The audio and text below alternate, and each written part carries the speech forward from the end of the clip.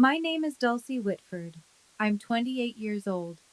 For 20 years, my parents called me the slow one, while my sister Miranda collected Harvard degrees and inheritance promises.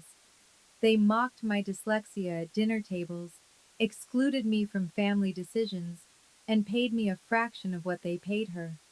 But on Miranda's graduation day at the Plaza Hotel, in front of 350 guests, a stranger handed me an envelope that would expose every lie my parents ever told about me. What they didn't know? Grandma had been watching. She saw everything. And she left me something that would flip the entire Whitford empire upside down.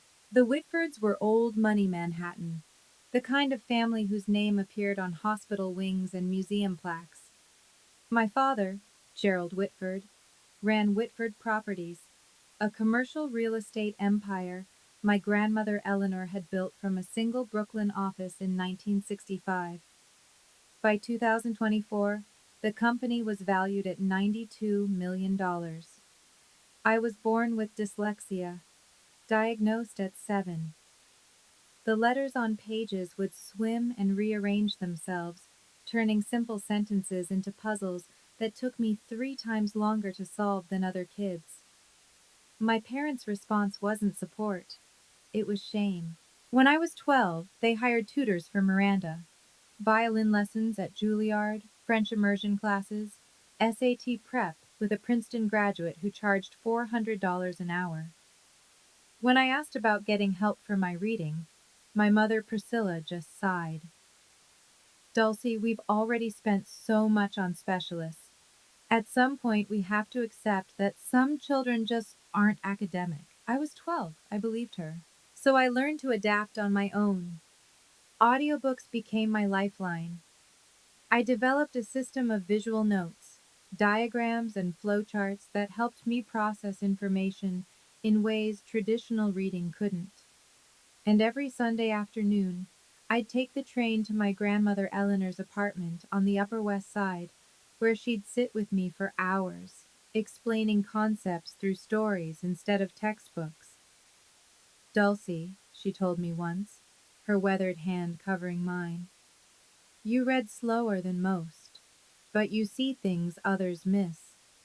That's not a disability, sweetheart. That's a different kind of vision. I didn't fully understand what she meant then. I would, eventually. But first, I had to survive another 19 years of being the Whitford family's embarrassing secret. Christmas 2018. 20 relatives gathered around the mahogany table in my parents' Upper East Side townhouse. Crystal chandeliers, catered dinner, the annual performance of Whitford family perfection. My father stood at the head of the table, wine glass raised.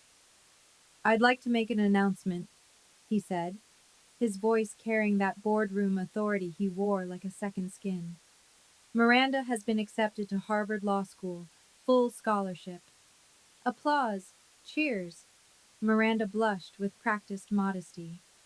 My eldest daughter, Gerald continued, beaming, will be the first Whitford to attend Harvard in 3 generations. She's going to take this family, and this company, to extraordinary heights. More applause. Uncle Richard clapped Miranda on the shoulder. Aunt Catherine dabbed her eyes with a napkin. Then my father's gaze drifted down the table. To me. And Dulcie. He paused. The warmth in his voice evaporated. Well, Dulcie is also here. A few relatives chuckled. Soft, uncomfortable laughs. The kind people make when they don't know what else to do. Miranda didn't defend me. She laughed along with them. I stared at my plate. The roasted lamb blurred through the tears I refused to let fall. Under the table, a hand found mine. Thin fingers, papery skin.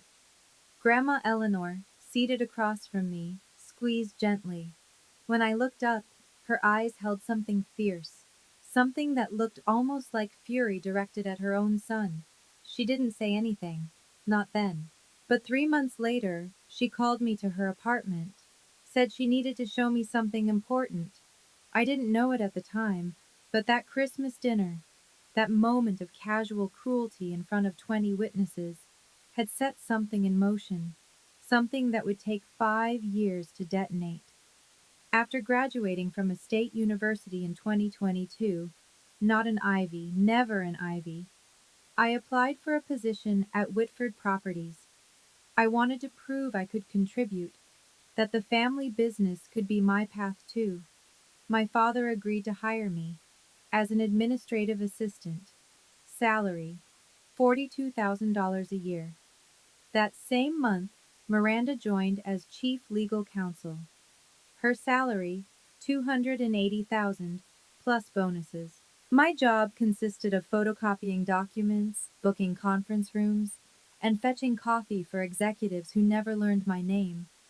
I wasn't invited to a single meeting, never shown a single contract, but I watched and I listened. I discovered something about myself during those long hours in the coffee room. I could spot patterns others missed. When executives discussed deals in the hallway, I'd sketch diagrams of the relationships between parties, the flow of money, the potential conflicts.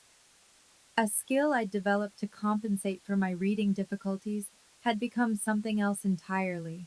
Grandma Eleanor had taught me this. During those Sunday afternoons at her apartment, she'd spread out old contracts from the company's early days and show me how to read them not word by word, but as systems, as structures. Your father reads contracts like a lawyer, she told me once in 2019, just before her health started declining. He looks for what he can exploit. You read them like an architect. You see how all the pieces connect. That same day, she'd handed me a small wooden box, mahogany, with brass hinges. Keep this safe, she'd said. Don't open it yet. When you need it, you'll know. I'd taken the box home, tucked it in my closet, and tried to forget the strange weight of her words. March 2019, Grandma Eleanor's apartment. Grandma. She was 82 then, her once vigorous frame grown thin, her silver hair wispy against the pillow of her armchair. But her eyes, those sharp, knowing eyes, hadn't dimmed at all. Sit down, Dulcie. I sat across from her in the living room where I'd spent so many Sunday afternoons. The walls were covered with photographs. Eleanor breaking ground on her first Brooklyn property in 1965. Eleanor shaking hands with Mayor Koch. Eleanor accepting a Women in Business award in 1987. Not a single photo of my father at the helm. I built Whitford Properties from nothing, she said, her voice carrying decades of steel. One office, one secretary, 60 years of work. Your father. She paused, and something bitter flickered across her face. Your father inherited it. He didn't build it. He doesn't understand what it means to create something. Grandma, he judges people by their credentials, their degrees, their ability to perform in boardrooms. She leaned forward. I judge people by how they treat those who can't fight back. And you, Dulcie, you're the only one in this family who knows how to be kind. She pressed the wooden box into my hands. There's something inside that might help you someday, but not yet. You're not ready yet, and neither is Gerald. Her grip tightened. When the time comes, when he shows you exactly who he is, you'll know what to do. I wanted to ask what she meant, what was inside, why she'd chosen me, but she changed the subject, started talking about the weather, her garden, the book she was reading. 18 months later, she was gone. Pancreatic cancer. I held her hand in the hospice, the only family member at her bedside. The box remained unopened in my closet. April 2024. The email arrived on a Tuesday afternoon. Subject line: Position restructuring. Confidential. Dear Ms. Whitford, as part of our ongoing organizational optimization, your current position will be eliminated Effective July 1st, 2024. HR will contact you regarding severance options. I read it 3 times. The letters swam, rearranged, settled back into the same devastating message. They were firing me. That evening, I stayed late, organizing files no one would ever look at. Through the thin wall separating my cubicle from my father's corner office, I heard voices. Gerald and Priscilla. Can't have her here when Miranda takes over, my father was saying. It looks bad. The CEO's sister working as a secretary. People will ask questions. What kind of questions? Why she's not in leadership? Why we haven't promoted her? A pause. Why she's the way she is? My mother's response came soft, almost gentle. We've done everything we could for her, Gerald. Some children just don't have what it takes. Exactly. So she needs to go. We'll give her a generous severance. She can find something else, something more suited to her abilities. I pressed my palm against the wall. $42,000 a year. My studio apartment in Queens, shared with 2 roommates, cost $1,800 a month. No savings, no safety net. If I lost this job, I'd be homeless within 2 months. But the money wasn't what made my chest tight. It was the realization settling into my bones like frost. If I let them do this, if I accepted their version of who I was, I would spend the rest of my life as the family failure. Not because I'd actually failed, but because I'd never been given the chance to succeed. Miranda's graduation party was tomorrow. I wondered what other announcements my father had planned. May 15th, 2024. The Plaza Hotel. Grand Ballroom. 350 guests filled the gilded room.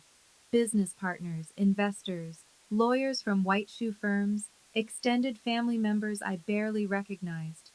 Crystal chandeliers cast prismatic light across silk tablecloths. A 12-piece orchestra played Gershwin in the corner. This was Gerald Whitford's kingdom, his stage, the place where he performed his role as patriarch, as mogul, as the man who had everything. I stood in the entrance, tugging at the hem of my dress. Black. Simple. $79 from Zara, the most I could afford on my salary. Everyone else glittered in designer gowns and tailored tuxedos. My mother intercepted me before I could find a seat. Dulcie? Priscilla's gaze traveled from my drugstore makeup to my scuffed heels, her lips pressed into a thin line. You couldn't find anything nicer? This is what I have. Well, she adjusted her Cartier bracelet. You'll be at table 27, near the service entrance. Try not to draw attention to yourself. Of course. And Dulcie? She leaned closer, her Chanel No. 5 overwhelming. Tonight is Miranda's night. Whatever you're feeling, whatever resentment you think you're entitled to, keep it to yourself. Don't embarrass us. She walked away before I could respond. Table 27 was at the back of the ballroom, partially hidden behind a pillar. My table mates were distant cousins I'd met maybe twice. From my seat, I could see the main stage, the massive portrait of Miranda in her Harvard regalia, the banner reading, "Congratulations, Miranda Whitford, Harvard Law Class of 2024. And near the entrance, standing alone by the door, a silver-haired man in a gray suit. He wasn't mingling, wasn't eating, just watching. His eyes found mine across the crowded room. Something cold prickled down my spine. At 8:30 p.m., the orchestra stopped. The lights dimmed. A spotlight illuminated the stage where my father stood, champagne flute raised. Ladies and gentlemen, thank you for joining us tonight to celebrate an extraordinary young woman. The applause began before he finished the sentence. Miranda graduated top 5% of her Harvard Law class. She completed a clerkship with Justice Reynolds, and last month, She made partner track at Sullivan and Cromwell in record time. Gerald's voice swelled with pride. But tonight, I'm not just celebrating her achievements, I'm announcing her future.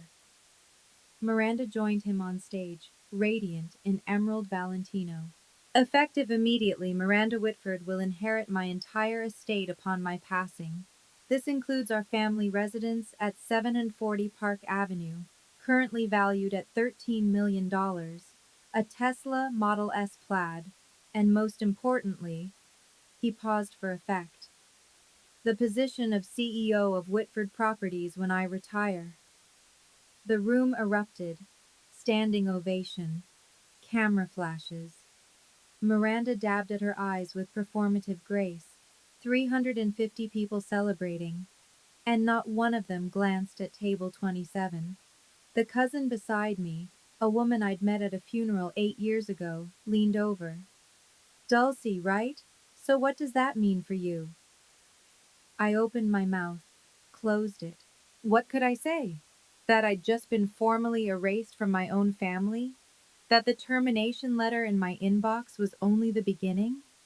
That every fear I'd ever had about being worthless had just been confirmed in front of everyone who mattered? The applause died down. Miranda hugged our father. Cameras clicked, and through the crowd, the silver-haired man at the door began walking toward me. Slowly, deliberately, like he'd been waiting for this exact moment. The man stopped at my table. Up close, I could see he was older than I'd thought, early 60s, with deep-set eyes and the careful posture of someone who spent his life in courtrooms. Miss Whitford? That's me. I straightened in my chair. Can I help you? My name is Jonathan Ellis. He pulled a business card from his breast pocket, cream-colored, embossed. Morrison and Blake, attorneys at law. I was your grandmother's lawyer. My grandmother. The words hit like a punch. Eleanor passed away 3 years ago.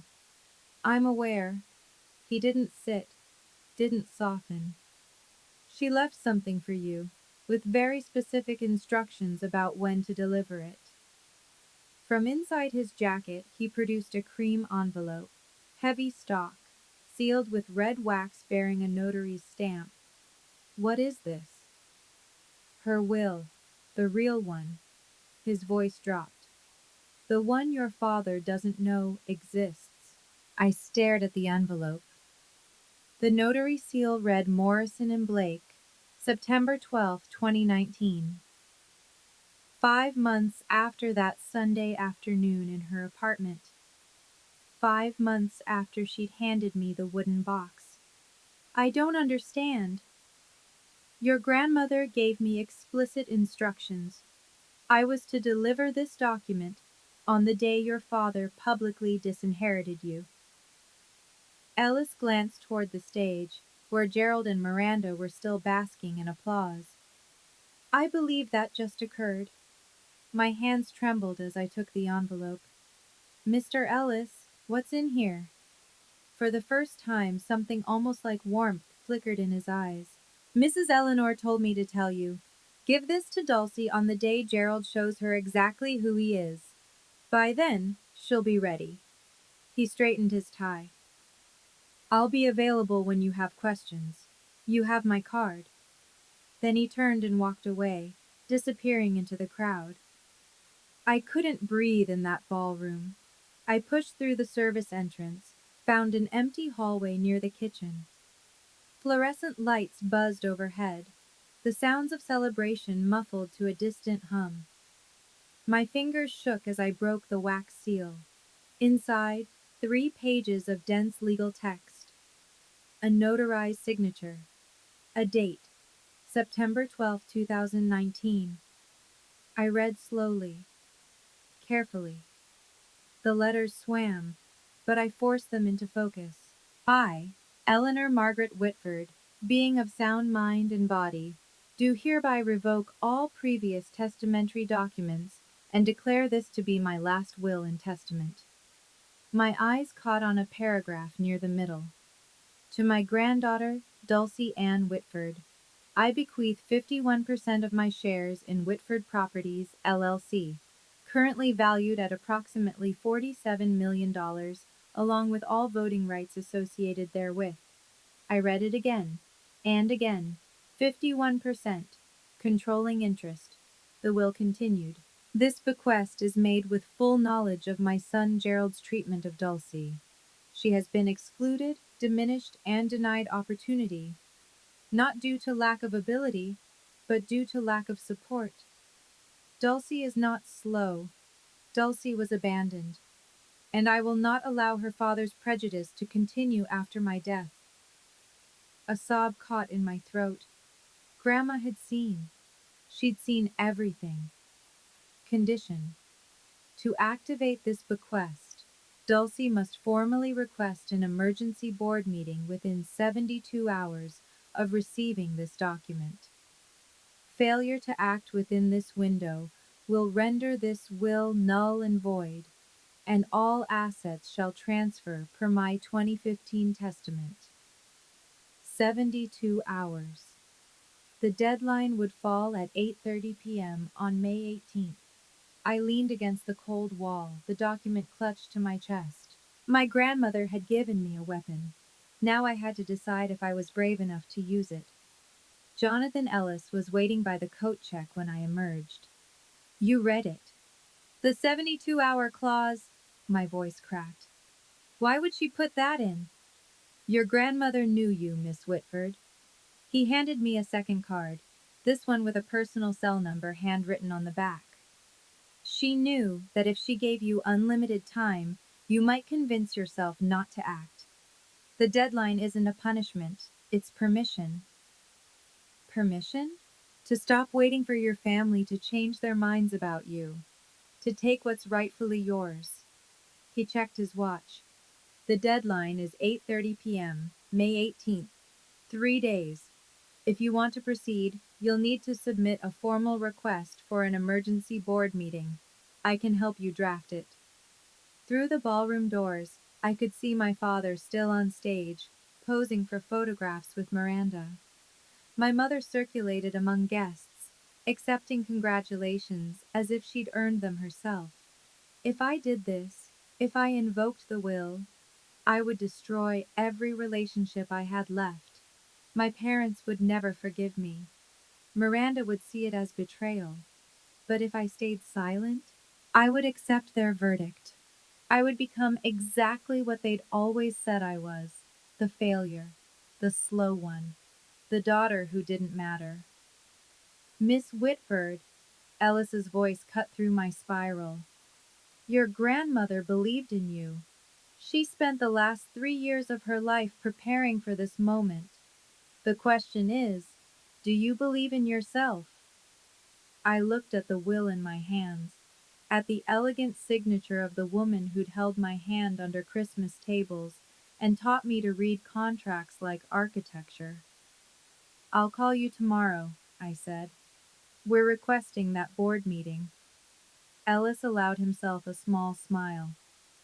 She said you would. I'm going to pause here for just a moment. If you've ever been underestimated by the people who were supposed to believe in you, if you know what it feels like to be dismissed, I want you to comment the word enough below. Let me know I'm not alone in this. And if you want to see what happened when I walked into that boardroom, keep watching, because we're just getting started. Now back to the story. That night, back in my cramped Queens apartment, I finally opened the wooden box. My roommates were asleep. The only light came from the street lamp outside my window, casting orange stripes across my bed where I sat cross-legged, the mahogany box in my lap. The brass hinges creaked as I lifted the lid.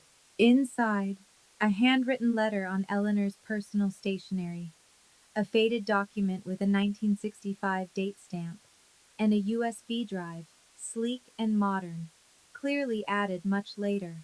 I reached for the letter first. My dearest Dulcie, if you're reading this, then Jonathan has done his job, and your father has done exactly what I feared he would. I'm sorry I couldn't protect you while I was alive, but I can protect you now. The enclosed document is the original partnership agreement from 1965, when I founded Whitford Properties with two colleagues who have long since passed. Your father has never seen it. It establishes that the founder's shares carry permanent voting rights that cannot be diluted or transferred without board approval. The USB contains something else, something your father hoped I'd forgotten. In 2018, Gerald proposed a resolution to reduce my voting rights from 51% to 10%. His stated reason? I was too old to understand modern business. The real reason? He wanted control, and I was in his way. The board rejected his proposal by 2 votes. I was one of those votes. I never forgot what he tried to do, and I never forgave him for the way he treated you to justify it, as though diminishing you somehow proved I was unfit. Use this wisely, Dulcie, not for revenge, for justice. All my love, Grandma Eleanor. I plugged the USB into my laptop. The file was labeled Board Meeting Minutes March 2018, PDF. My father's attempt to strip his own mother of power. Documented, time-stamped, evidence, May 16th, 9:00 a.m. Margaret Coleman answered on the second ring. Dulcie Whitford. Her voice carried the rasp of someone who'd smoked for decades and laughed even longer. I've been wondering when you'd call. You know who I am? Sweetheart, your grandmother and I built half of Brooklyn together in the 70s. She talked about you constantly. A pause. She also told me about the will. 3 years ago, right before she passed. I gripped my phone tighter. Then you know what I'm about to do. I know what you're considering doing. There's a difference. Margaret's tone shifted. Sharper now, more businesslike. You want to request an emergency board meeting. That requires 3 board members to sign the petition. I'm one. You'll need 2 more. Can you help me find them? I can do better than that. I heard papers shuffling in the background. Gerald Whitford isn't as popular as he thinks. His management style is, let's call it autocratic. At least 4 board members have expressed concerns privately. They just need someone to go first. Hope sparked in my chest. Who? Richard Holloway. Susan Park. She corrected herself.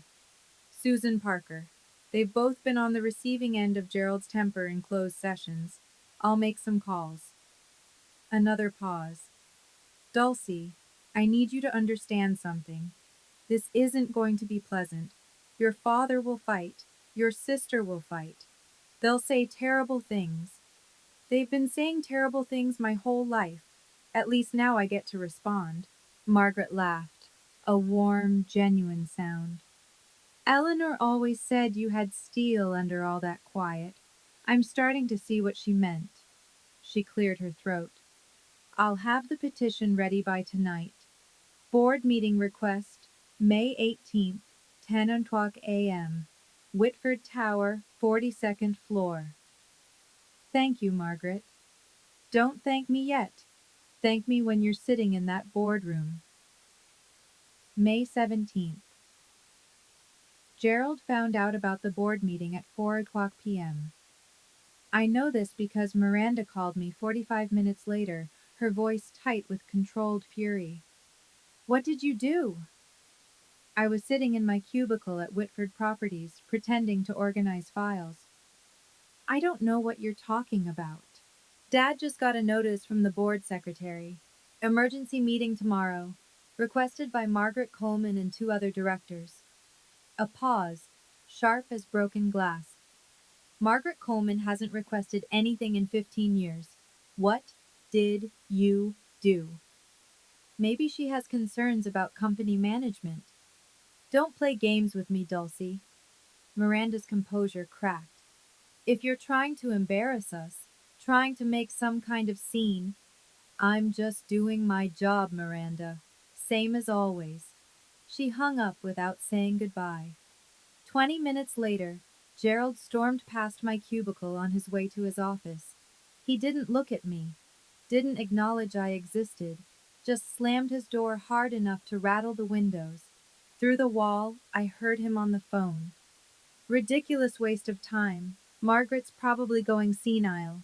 We'll address her concerns and move on. No, I'm not worried. Dulcie? My God, Miranda, she can barely read a spreadsheet. She's not a threat to anyone. I smiled. For the first time in 28 years, being underestimated felt like an advantage. That night, in my apartment, I prepared, printed 3 copies of the will, downloaded the 2018 board minutes onto my phone as backup, wrote a brief statement, not an accusation, just a presentation of facts. Jonathan Ellis confirmed he'd attend as the authenticating attorney. Margaret texted at 11 p.m. Petition filed. See you tomorrow. Your grandmother would be proud. I barely slept. But for once it wasn't anxiety keeping me awake. It was anticipation. May 18th, 2024, 9:45 a.m., Whitford Tower. The elevator opened onto the 42nd floor, floor-to-ceiling windows, Italian marble, the kind of corporate opulence designed to intimidate. I stepped out in a borrowed gray blazer, my roommates 2 sizes too big, carrying a leather portfolio I'd bought at Goodwill for $12. The security guard at the boardroom door held up his hand. Name? Dulcie Whitford. He checked his tablet, frowned. You're not on the authorized attendee list. I'm a Whitford Properties employee, and I have business with the board. Ma'am, this is a restricted meeting. I can't let you. Is there a problem? Miranda's voice behind me. I turned. She looked immaculate. Navy power suit, Hermes scarf, the uniform of someone who belonged in boardrooms. Dulcie. Her smile didn't reach her eyes. What are you doing here? I have information to present to the board. Information? Miranda laughed. A sharp, performative sound. About what? You work in the copy room. The nature of my presentation is confidential. You don't even know what ROI stands for. Return on investment. It's not that complicated. Miranda's smile flickered. Before she could respond, our father appeared at the end of the hallway, flanked by 2 senior executives. What's going on here? Dulcie wants to attend the board meeting, Miranda said. I was just explaining that's not possible. Gerald looked at me the way he always did, like I was a stain he couldn't quite scrub out. Dulcie, go back to your desk. This doesn't concern you. Actually, a voice called from inside the boardroom, it does. Margaret Coleman appeared in the doorway. 72 years old, silver-haired, standing with the quiet authority of someone who'd been building empires when Gerald was still in diapers. I invited her. She has standing to address the board. Margaret smiled. Let her in. Gerald's jaw tightened. For a moment I thought he might physically block the door. But Margaret Coleman had been a board member for 32 years. Her authority in that room exceeded his. Fine. My father's voice was ice. Let her speak. We'll see how long it takes before she embarrasses herself. The boardroom was smaller than I'd imagined. An oval table of polished walnut, 12 leather chairs, portraits of past executives on the walls, including, I noticed, my grandmother Eleanor, her painted eyes seeming to watch from above the fireplace. 12 board members took their seats. Gerald at the head, Miranda to his right, not officially a board member yet, but positioned as heir apparent. I was directed to a chair at the far end, the children's table of corporate governance. In the corner, Jonathan Ellis sat with his briefcase. He caught my eye, nodded once. Robert Hartley, the board chairman, a distinguished man in his mid-60s who'd known my grandmother for decades, called the meeting to order. This emergency session was requested by Margaret Coleman, Richard Holloway, and Susan Parker. Margaret, you have the floor. Margaret rose. Thank you, Robert. I'll keep my remarks brief. She gestured toward me. The matter I wish to address concerns a document that has recently come to light, a document that affects the ownership structure of this company. I yield my time to Miss Dulcie Whitford. All eyes turned to me. Miranda smirked. Gerald leaned back in his chair with theatrical boredom. I stood. My hands were steadier than I expected. Thank you, Mrs. Coleman. And thank you to the board for allowing me to speak. I opened my portfolio. What I'm about to present may come as a surprise to some of you. I ask only that you listen to the evidence before reaching any conclusions. Gerald sighed audibly. I ignored him. Before I could continue, my father raised his hand. I'm sorry, Robert, but before we waste the board's valuable time. Gerald stood, buttoning his jacket with deliberate slowness. I need to provide some context. Gerald, Margaret started, Dulcie is my daughter. His voice carried that patronizing warmth he used for difficult clients. And I love her, but she's not qualified to address this board on any business matter. She works in an administrative role. She has no legal training, no financial background, no strategic experience. Miranda chimed in, her tone dripping with false sympathy. Dulcie also has dyslexia. She struggles with reading. We've tried to support her, but she shrugged elegantly. Some limitations can't be overcome with effort alone. A few board members shifted uncomfortably. What we're seeing here, Gerald continued, is a troubled young woman acting out. Perhaps due to the announcement at Miranda's graduation party, sibling jealousy is... Mr. Whitford. Robert Hartley's voice cut through like a gavel. You'll have an opportunity to respond, but Miss Whitford requested this time, and she's entitled to use it. Gerald sat down. His expression promised consequences. Miranda caught my eye and mouthed, You're embarrassing yourself. I looked at them both, my father, my sister, and felt something shift inside me. Not anger, something colder, clearer. They weren't trying to protect me. They weren't even trying to protect the company. They were trying to protect their version of the story, the version where I was nothing. Thank you, Mr. Hartley. I pulled the document from my portfolio. I won't be discussing my reading ability today. I'll be discussing this. I held up the will. The room went silent. This is the last will and testament of Eleanor Margaret Whitford, founder of this company, notarized September 12, 2019. Gerald's face drained of color. That's impossible. Gerald's voice came out strangled. My mother's will was executed in 2015. I have a copy. You have a copy of her previous will. I kept my voice level. Clinical. Under New York Estates, Powers, and Trusts law, a subsequent valid will automatically revokes all prior testamentary documents. This will, I placed it on the table, was executed 4 years after the one you possess. I slid the document to Robert Hartley. Mr. Ellis? I gestured to Jonathan, who rose from his corner seat. Would you please confirm the authenticity of this document? Jonathan approached the table. I'm Jonathan Ellis, partner at Morrison and Blake. I served as Eleanor Whitford's personal attorney from 2008 until her death in 2021. I can confirm this will was executed in my presence on September 12, 2019. It was witnessed by 2 independent notaries, and the original is held in escrow at Chase Private Client. Robert Hartley studied the document. His eyebrows rose. This will bequeath 51% of Whitford Properties shares to... He looked up at me. To you, Miss Whitford. Murmurs rippled around the table. That's a forgery, Miranda said, but her voice had lost its confidence. It's not. Jonathan's response was immediate. And I'd advise you against making accusations of fraud without evidence, Ms. Whitford. Morrison and Blake's reputation speaks for itself. Gerald slammed his palm on the table. This is absurd. My mother was ill.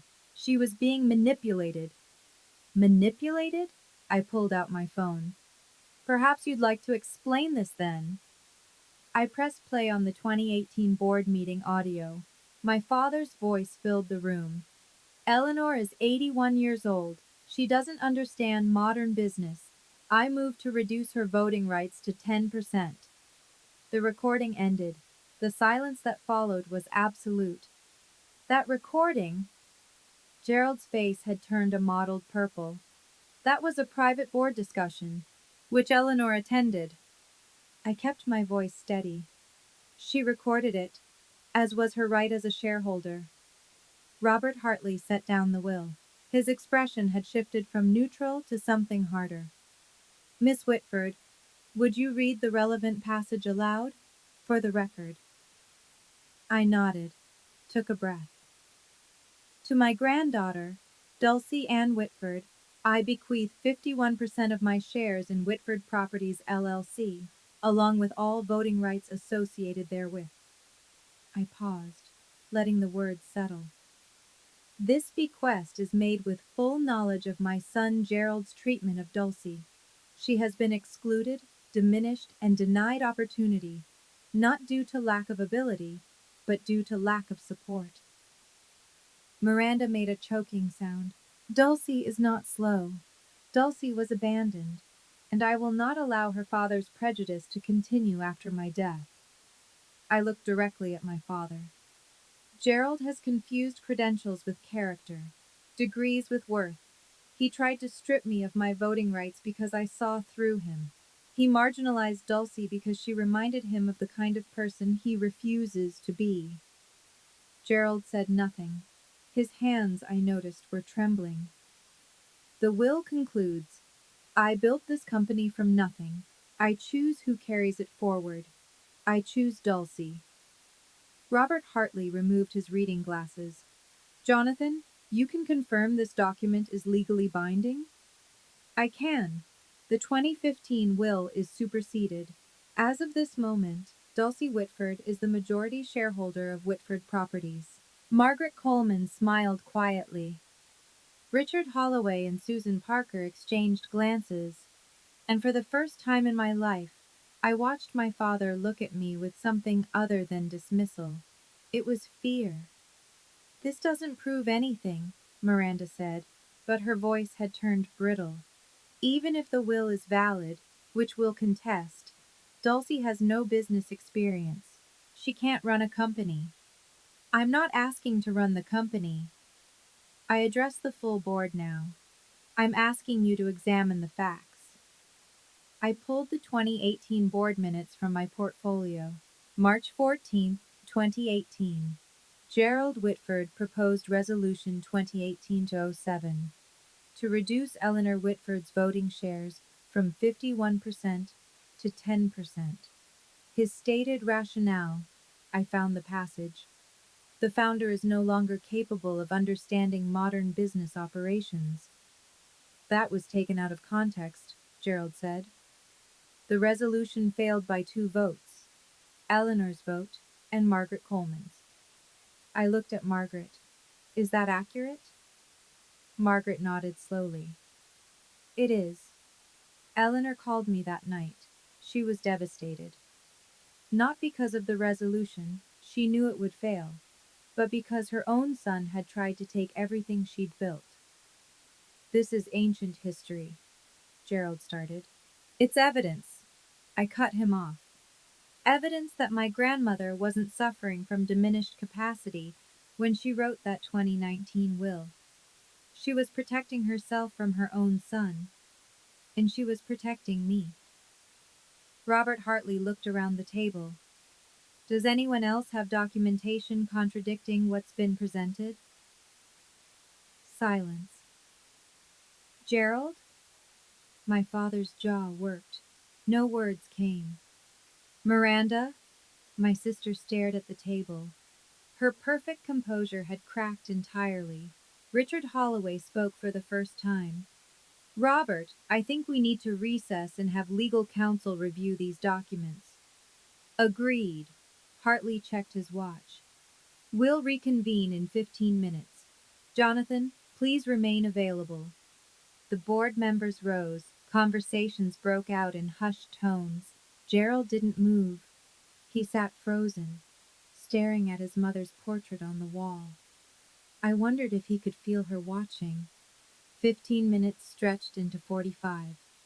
The board's legal counsel, a thin man named Patterson, whom I'd never met, spent the entire time on his phone with Morrison and Blake, Chase private client, and the New York State Court's records office.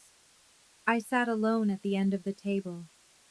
Jonathan Ellis brought me a glass of water. Margaret Coleman patted my shoulder as she passed. Gerald and Miranda huddled in the corner, their whispered argument growing increasingly heated. Finally, Patterson returned to the table and whispered in Robert Hartley's ear. Hartley's expression flickered, surprise, then resignation. Please take your seats. The board members filed back to their chairs. The tension in the room had crystallized into something brittle. Our legal counsel has confirmed the following. Hartley read from his notes. The will presented by Miss Whitford is valid under New York state law. It supersedes all previous testamentary documents. Effective immediately, Dulcie Ann Whitford holds 51% of Whitford Properties shares. Someone inhaled sharply. Additionally, Hartley continued, as majority shareholder, Miss Whitford has the right to propose motions to the board, including matters pertaining to executive leadership. He looked at me. Miss Whitford, do you have any motions you wish to bring forward? I stood. My heart was pounding, but my voice held steady. I have one motion. Gerald rose from his seat. Robert, this is... Sit down, Gerald. Hartley's voice carried unexpected steel. Miss Whitford has the floor. Gerald sat. His face had gone gray. I looked around the table at 12 people who, until an hour ago, had never considered me capable of anything. Now they waited for my decision. The power to destroy my father's career was in my hands. I thought about what my grandmother would want, and I made my choice. I'm not proposing to remove Gerald Whitford as CEO. The tension in the room shifted. Miranda's head snapped up. Even Margaret looked surprised. What I am proposing, I continued, is a vote of confidence. The board will decide whether Gerald Whitford retains their confidence as CEO of Whitford Properties. If the majority votes no confidence, he resigns. If the majority votes confidence, I will not interfere with operational leadership during my tenure as majority shareholder. This is absurd, Miranda stood. You're turning this into a spectacle, a revenge fantasy. No, I met her eyes. This is corporate governance. The same process that exists in every well-run company. The same process Grandma Eleanor established in our bylaws 40 years ago. I paused. If Dad has the board's confidence, he has nothing to worry about. Robert Hartley studied me for a long moment. Something like respect flickered in his expression. Is there a second for this motion? Seconded. Margaret Coleman didn't hesitate. Then we'll vote. All those expressing confidence in Gerald Whitford as CEO, raise your hands. 4 hands went up. Gerald's allies. People who owed their board seats to his recommendations. All those expressing no confidence. 7 hands rose. Robert Hartley counted twice. Then he set down his pen. The motion carries, 7-4, with 1 abstention. He turned to Gerald. Mr. Whitford, the board has voted no confidence. Per section 14.3 of our bylaws, you have 30 days to tender your resignation. Gerald said nothing. He stood, looked at me, really looked at me. For what might have been the first time in my life, I expected rage, hatred, threats. What I saw was worse. Recognition. The understanding that he'd underestimated me so completely that he'd lost everything. He walked out without a word. I know what some of you are thinking right now. Why didn't she just fire him? Why give him the chance to keep his job? Because revenge isn't justice. Because destroying someone doesn't undo what they did to you. And because my grandmother didn't raise me to be cruel, she raised me to be fair. If that resonates with you, hit like, hit subscribe, turn on notifications, because the story isn't over, not even close. Now, back to what happened after that boardroom cleared. Gerald caught me in the private corridor outside the boardroom. Priscilla was with him. Someone must have called her during the recess. Her face was tear-streaked, mascara bleeding down her cheeks. You, Gerald's voice was barely controlled. You ungrateful, scheming. Gerald. Priscilla put a hand on his arm. Not here. Not here? She just destroyed our family in front of 12 people. I stood my ground. I didn't destroy anything. I told the truth. The truth? Gerald laughed bitterly. Your grandmother was manipulated. That lawyer Ellis, he must have. Grandma Eleanor wrote that will 5 months after you tried to strip her of power, because she saw exactly who you are. My voice didn't waver.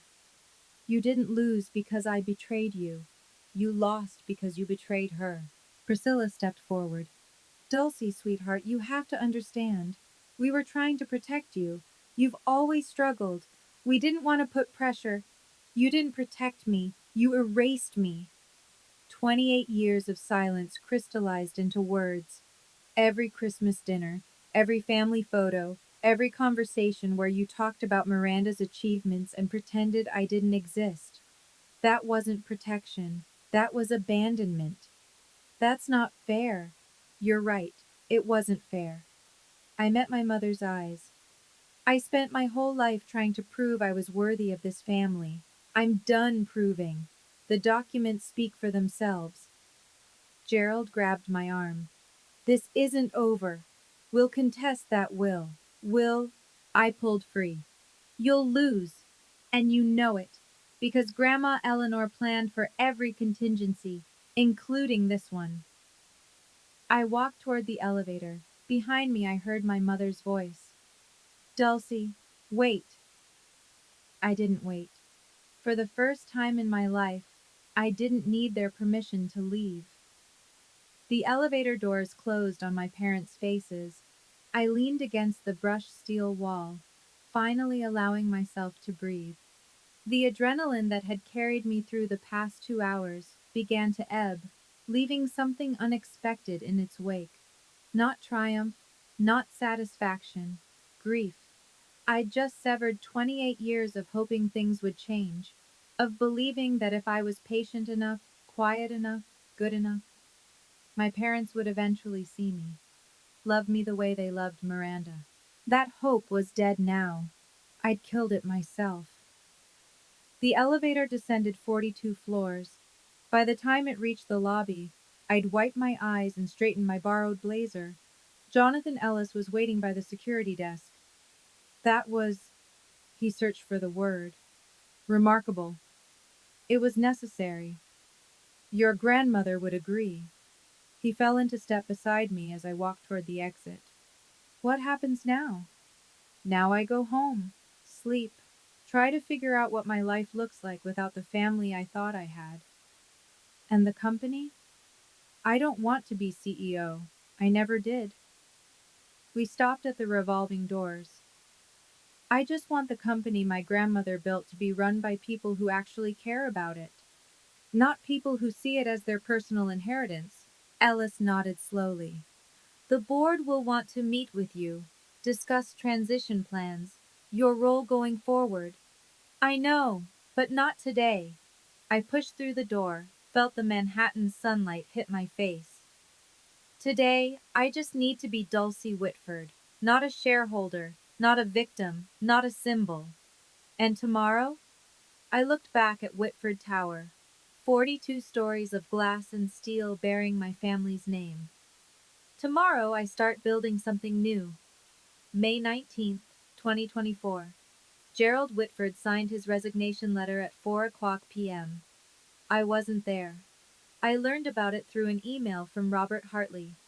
Miss Whitford, your father has tendered his resignation effective June 15th, 2024. The board has appointed me as interim CEO while we conduct a search for permanent leadership. Additionally, the board has voted to offer you a formal position, strategic advisor to the board. This role would allow you to participate in major decisions while you determine your long-term relationship with the company. Please let me know your thoughts. Regards, Robert Hartley. I read the email 3 times, habit, and then forwarded it to Jonathan Ellis for review. His response came within an hour. Fair offer, no hidden strings. Congratulations, Dulcie. That evening, an all-staff email went out to the Whitford Properties team. Effective June 15th, Gerald Whitford will step down as CEO. Robert Hartley will serve as interim CEO. Additionally, the board welcomes Dulcie Whitford as a strategic advisor in her capacity as majority shareholder.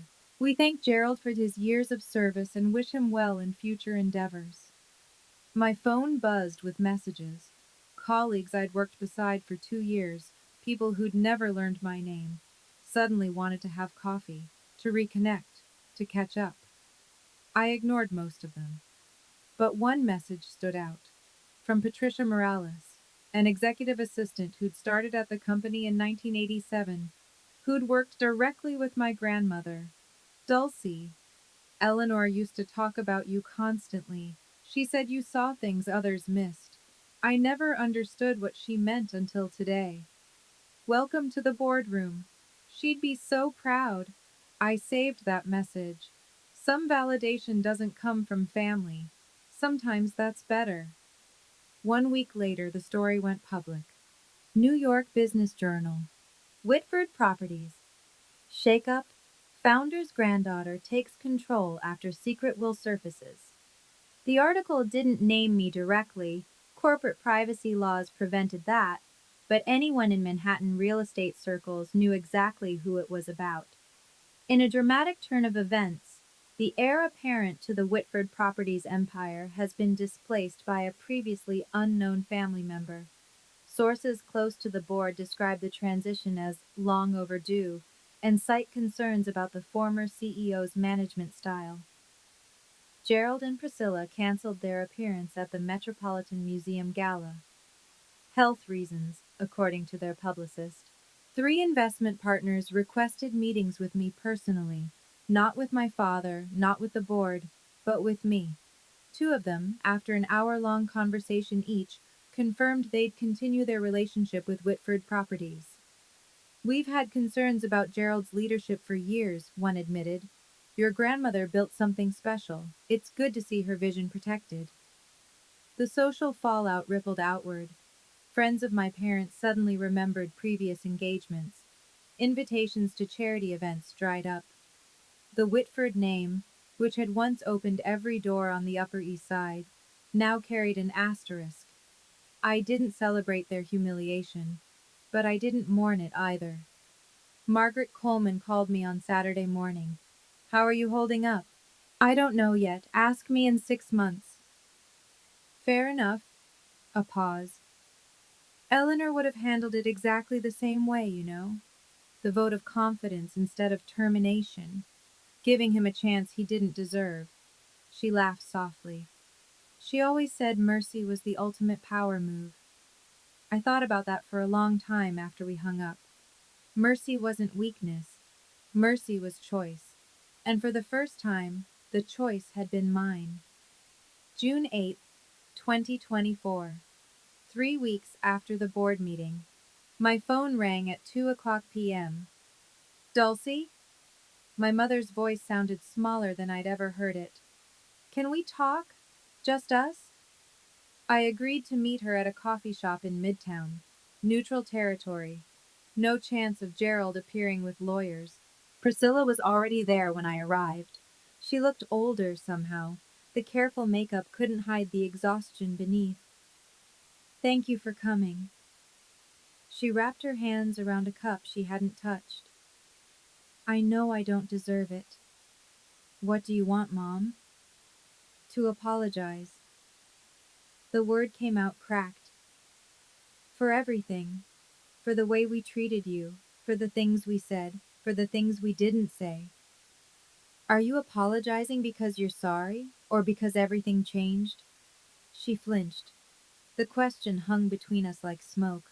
Both, she finally admitted. I'm ashamed to say it, but both.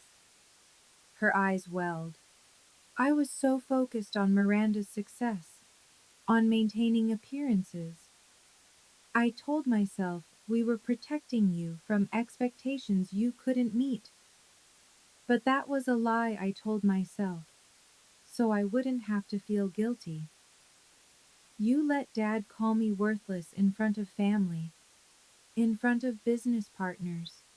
You never defended me, not once. I know.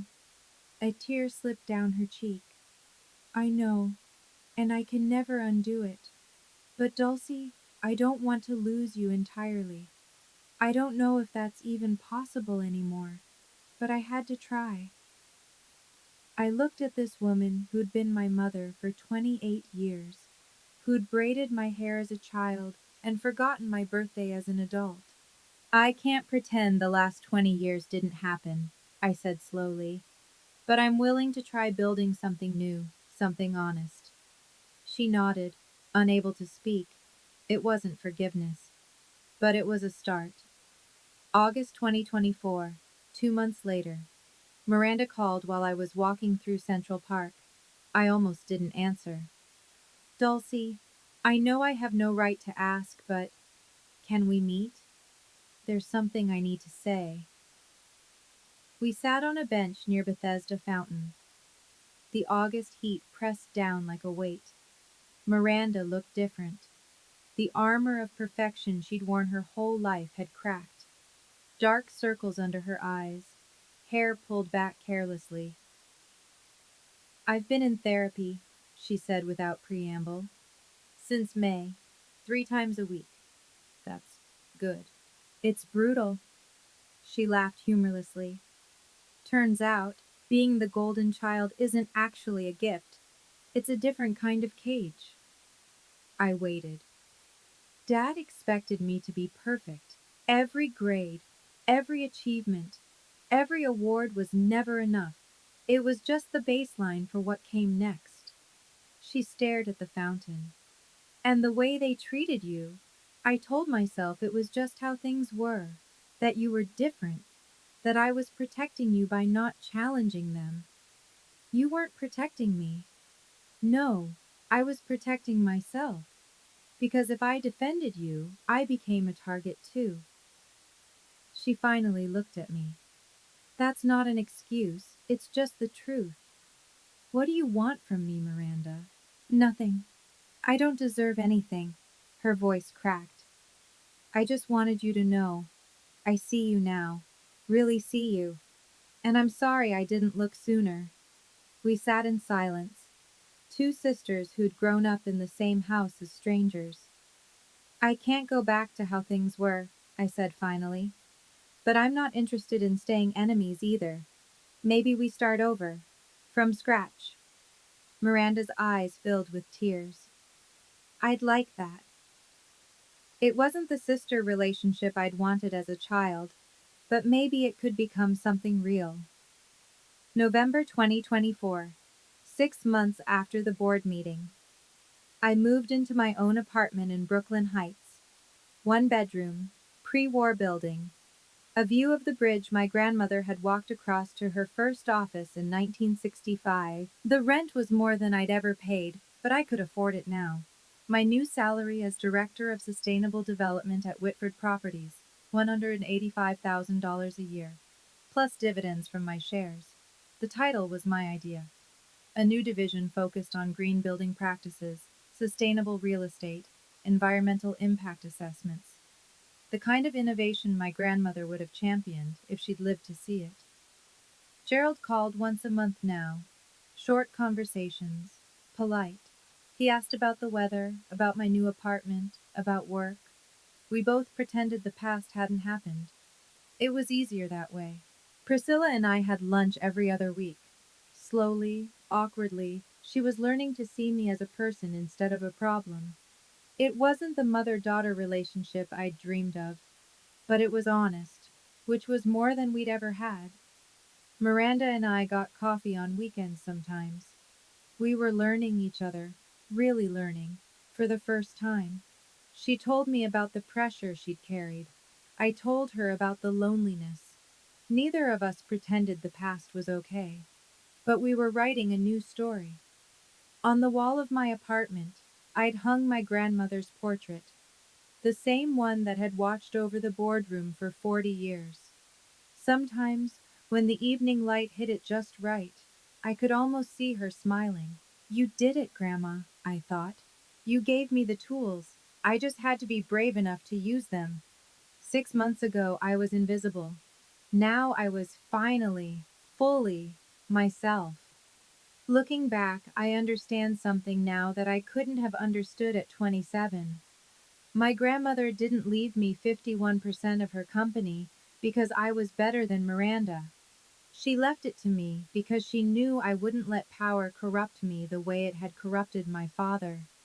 Dyslexia isn't my flaw. It's part of who I am, like my visual memory, my patience, my ability to see patterns others miss. The things that made me slow in my parents' eyes were the same things that made me see the truth when everyone else looked away. Gerald judged worth by credentials, by degrees, by performance. Eleanor judged worth by character, by kindness, by the way people treated those who couldn't fight back. And now, finally, I get to judge my own worth, not by what my parents say, not by what my sister achieved, not by what any stranger on the internet thinks, by my own standard, my own measure, my own truth. If you're watching this and you recognize yourself in my story, if you've ever been the overlooked one, the dismissed one, the one they said would never amount to anything, I want you to know something. You don't need a secret inheritance to prove your value, but you do need to give yourself permission to stop seeking approval from people who will never give it. Boundaries aren't walls, they're doors. They let you decide who gets access to your life and on what terms. My family hurt me for 28 years, but I didn't need to hurt them back to find peace. I just needed to stop waiting for them to see me and start seeing myself. That's the real inheritance my grandmother left me, and nobody can ever take it away. If this story meant something to you, if it reminded you that your worth isn't determined by the people who failed to see it, I want to hear from you. Subscribe, hit the bell, leave a comment telling me your story. And if you want more stories like this, stories about ordinary people who found the courage to stand up for themselves, check the link in the description. Thank you for being here. Thank you for listening. Until next time.